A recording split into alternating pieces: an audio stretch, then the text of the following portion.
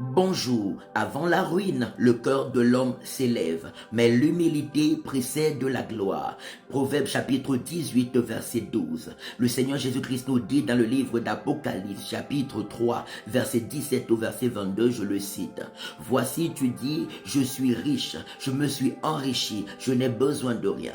Mais tu ne sais pas que tu es malheureux, tu es misérable, tu es pauvre, aveugle et nu. Je te conseille d'acheter de moi de l'or éprouvé par le feu, afin que tu deviennes véritablement riche, et des vêtements blancs, afin que tu sois revêtu, et que la honte de ta nudité ne paraisse pas, et aussi un colis pour oindre tes yeux, afin que tu vois. Et dis-moi, je reprends et je châtie ce que j'aime. Aie donc du zèle et repens-toi. Voici, je me tiens à la porte et je frappe. Si quelqu'un entend ma voix et ouvre la porte, j'entrerai chez lui et je souperai avec lui et lui avec moi. À celui qui vaincra, je le ferai asseoir avec moi sur mon trône, comme j'ai vaincu et comme moi j'ai vaincu et je me suis assis avec mon Père sur son trône. Que celui qui a des oreilles entende ce que l'Esprit dit aux églises. Que Dieu nous aide à être rempli d'humilité et de totale dépendance à Christ. L'orgueil mène à la chute et à la ruine. C'est l'orgueil qui a perdu Lucifer, l'ange de lumière, qui est devenu Satan, le diable. L'orgueil mène à la chute et la ruine. L'orgueil a amené Vasti à perdre la royauté à la place d'Esther. L'orgueil mène à la chute et la ruine. Ceux qui disent, moi je suis, moi je peux, j'ai, est-ce que tu sais qui je suis? Tu me connais? L'orgueil précède la chute et la ruine, mais l'humilité précède l'élévation et la gloire. Que Dieu nous apprenne à être humble.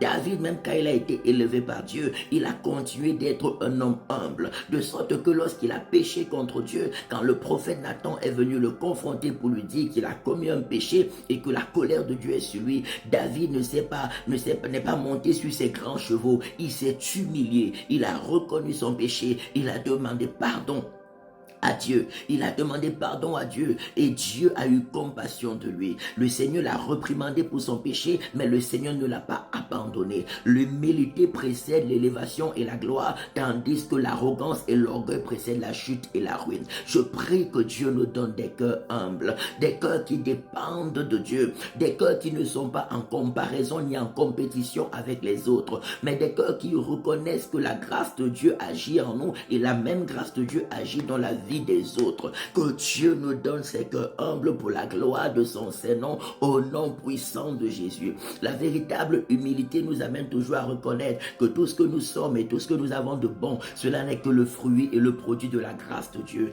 L'humilité nous amène à reconnaître que nous ne sommes pas mieux que les autres. De la même manière que nous avons besoin du secours de Dieu, ainsi les autres également ont besoin de ce secours de Dieu. L'humilité nous amène à reconnaître que les autres aussi ont besoin de bonheur comme nous avons besoin de bonheur. Et nous amène à ne pas être en compétition avec eux, mais plutôt être des sources de bénédiction et de salut pour les autres. Que Dieu nous aide à être véritablement humbles pour la gloire de son Saint-Nom. Que toute forme d'orgueil soit ôtée de nos cœurs et ôtée de nos vies au nom puissant de Jésus-Christ de Nazareth. Que l'humilité divine qui vient de l'Esprit de Dieu remplisse nos cœurs et nos vies au nom de Jésus. Comme le Seigneur Jésus a laissé sa divinité et sa royauté au ciel, il s'est revêtu d'humilité pour venir souffler sur la terre et mourir pour nous afin que nous ayons la vie éternelle. Que cette grâce soit également notre partage, cette humilité soit notre partage, cette dépendance totale à Dieu soit notre partage pour la gloire de l'Éternel dans nos vies, maintenant et pour toujours, au nom de Jésus-Christ de Nazareth. Amen, amen, amen. Que votre journée soit remplie de l'amour, de la joie et de la paix de Dieu. Que la protection de Dieu, la sagesse de Dieu, l'humilité divine et les riches bénédictions de Dieu vous accompagnent à tous égards. Que tout danger soit chassé loin de vous et calciné au nom de Jésus. Mais que le succès divin soit pleinement votre partage au nom de Jésus-Christ. Rejoignez-nous tous les dimanches de 10h à 13h à l'école Vinet, rue de l'école supérieure de 1005 Lausanne pour des cultes merveilleux, remplis de la présence de Dieu et de la puissance de Dieu. Excellente journée sous la forte grâce et faveur de Yahweh. Au nom de Jésus-Christ de Nazareth. Amen, amen, amen et shalom.